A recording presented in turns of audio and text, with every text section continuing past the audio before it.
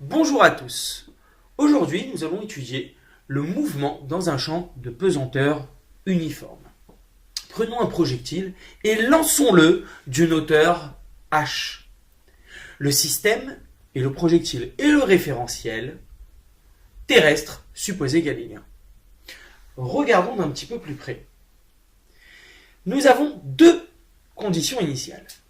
La première, la vitesse. Cet objet a été lancé avec une vitesse initiale v0, faisant un angle alpha avec l'horizontale. De plus, cet objet a été lancé avec une hauteur h. Il s'agit de sa position initiale. Le vecteur vitesse initiale v0 peut se décomposer en deux parties, v0x et v0z.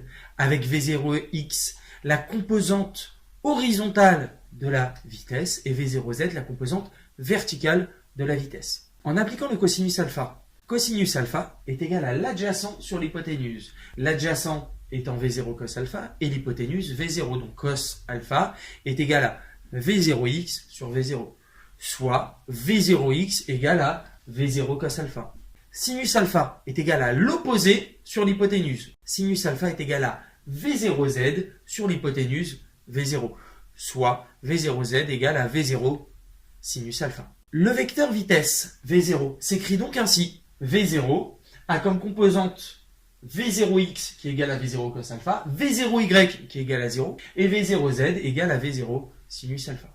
Les forces appliquées au projectile sont le poids, la poussée d'Archimède et les forces de frottement. Pour simplifier l'étude du mouvement de notre projectile, nous allons négliger les forces de frottement ainsi que la poussée d'Archimède. L'étude se réduit donc au poids.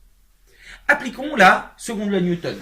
Somme vectorielle des forces extérieures est égale à ma, la masse fois le vecteur accélération.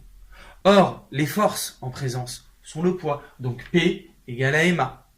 Le poids P égale à mg, donc mg égale à ma. Nous avons la masse des deux côtés de l'équation, donc G égale A ou A égale G. Notre vecteur accélération A est égal au vecteur champ de pesanteur G. Regardons les coordonnées de ce vecteur. Le vecteur G est défini comme ceci. Il n'a donc pas de composante sur X et pas de composante sur Y. Il se déplace de là à là, uniquement une composante sur Z. Donc G s'écrira 0 sur X, 0 sur Y et moins G sur Z. Pourquoi moins? Car G descend alors que Z monte. Notre vecteur accélération A étant égal au vecteur G, A s'écrira donc AX égale à 0, AY égale à 0 et AZ égale à moins G. Grâce à la seconde loi de Newton, nous avons obtenu le vecteur accélération.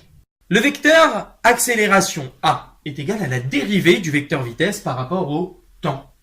Nous pouvons donc, par intégration, obtenir le vecteur vitesse.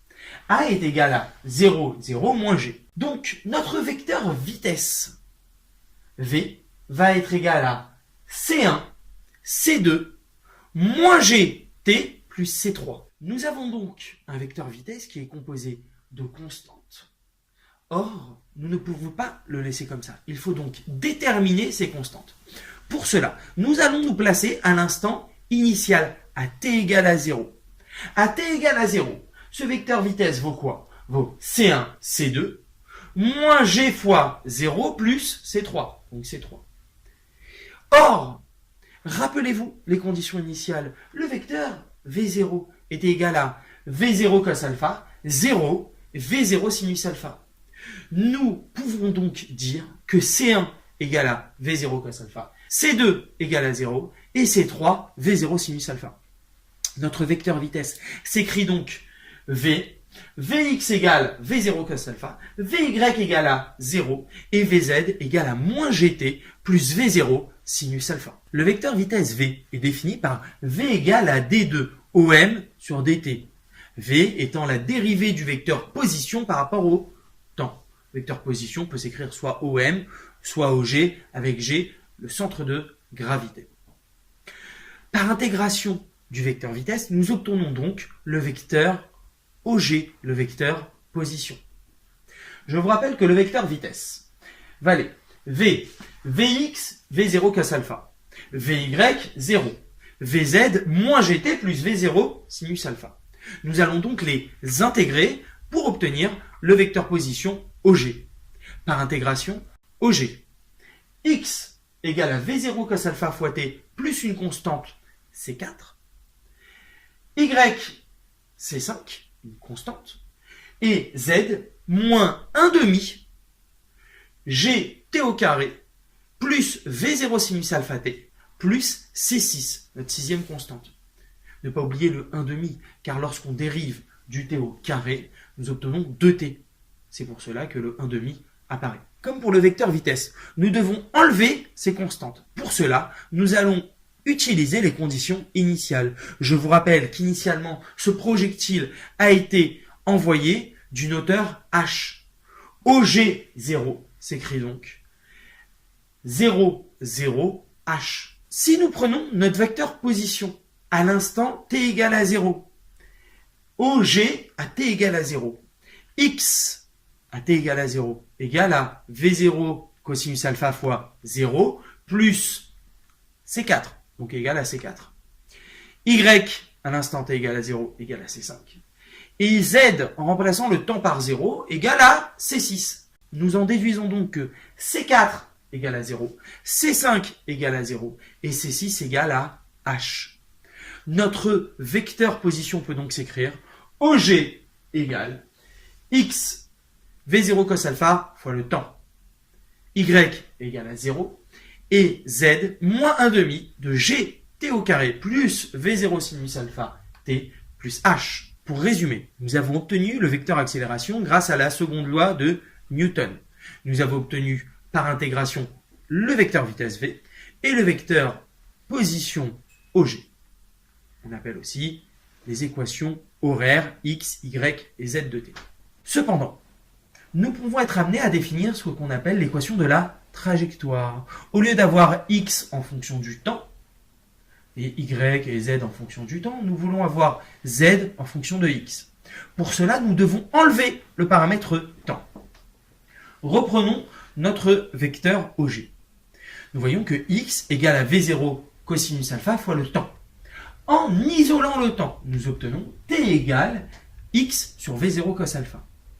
Introduisons ce temps dans l'équation de z. Z égale à moins 1 demi de g fois t au carré. T, nous le remplaçons donc par x sur V0 cos alpha. Plus V0 sinus alpha fois t, que nous remplaçons par x sur V0 cos alpha, plus h. Z est donc égal à moins g sur 2 V0 carré cosinus carré alpha fois x au carré, plus les V0 sont partis, et le sinus sur cosinus me donne tangente, tangente alpha fois x plus h. Nous sommes donc en présence d'une équation du second degré, avec z égale à ax carré plus bx plus c. Nous remarquerons que a est négatif. La parabole ressemblera donc à ceci. La trajectoire est caractérisée par deux points intéressants. La flèche et la portée. La portée étant le point le plus loin atteint par le projectile. Comment nous le définissons? Lorsque le projectile touche le sol, z, son altitude, est nulle. En utilisant les équations horaires et en remplaçant z, l'altitude par 0, nous obtenons le temps qu'il a fallu pour obtenir ce point-là.